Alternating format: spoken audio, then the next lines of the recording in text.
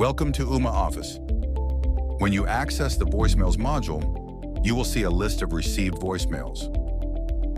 From this section, you can bulk download all voicemails, export CSV logs, or delete all voicemails from the list.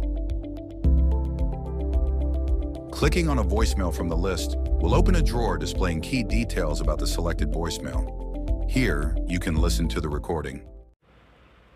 Hello, Oliver. You're busy right now. Please call me back later. Below the player, you will find the transcription, which you can copy. The action buttons allow you to download the voicemail, resend it to a contact from your list, or delete it.